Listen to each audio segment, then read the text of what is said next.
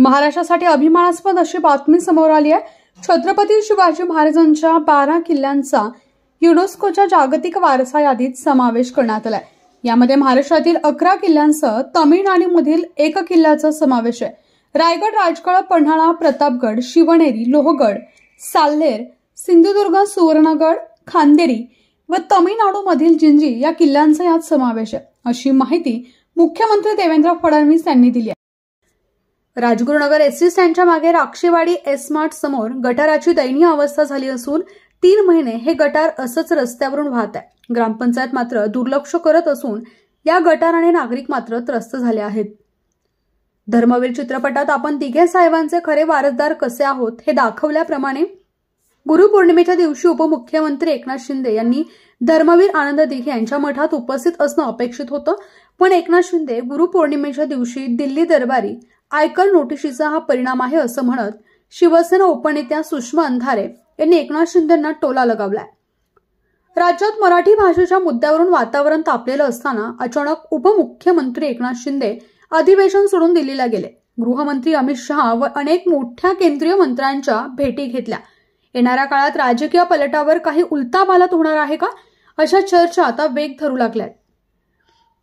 खेड तहसीलदार कार्यालयात व कार्यालयाच्या आवारात डुकरांचा वावर वाढला असून तहसीलदार कार्यालय फक्त बघ्याची भूमिका घेत आहे। तहसीलदार कार्यालय आहे की वराहपालन असा प्रश्न तालुक्यातील नागरिकांच्या समोर निर्माण झालाय। या डुकरांनी एखाद्या व्यक्तीवर हल्ला केल्यास याला जबाबदार कोण राहील असा प्रश्न नागरिक विचारतात। ठाणे जिल्ह्यातील शहापूरमधील एका नामांकित इंग्लिश मीडियम स्कूलमधील एक धक्कादायक बातमी समोर आली आहे।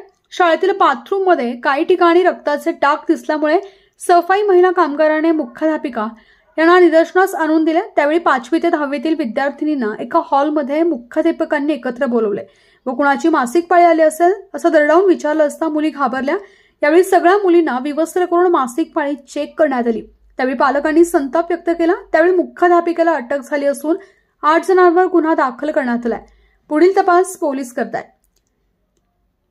खेड तालुक्यात पोलीस अधिकारी, काही नेत्यांचे कार्यकर्त्यांच्या मुख्य मान्यतेचे सर्रास अवैध दारू विक्री, जुगार, गॅस रिफिलिंग, चायनीज सेंटरवर दारू यासारखे अनेक अवैध धंदे खेड तालुक्यात सुरू आहेत। याबाबतचे प्रश्न आमदार बाबाजी काळे यांनी पावसाळी अधिवेशनात मांडल्यामुळे पोलिसांनी लगेच अशा अवैध धंद्यांवर छापे टाकून कारवाई सुरू केली आहे। असे अवैध धंदे फक्त खेड चाकणमध्ये नसून खेडच्या पश्चिम पूर्व भागासह भीमाशंकर, पाईट, वांद्रा भागात देखील सुरू आहे।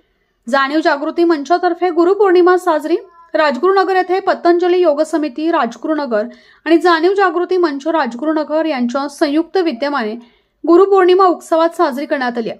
पुणे जिल्हा परिषदेचे सेवानिवृत्त उपशिक्षण अधिकारी सिद्धार्थ चव्हाण, ॲडव्होकेट महादेव घुले, हरिदास काकडे यांची गुरूंविषयी व्याख्याने झाली।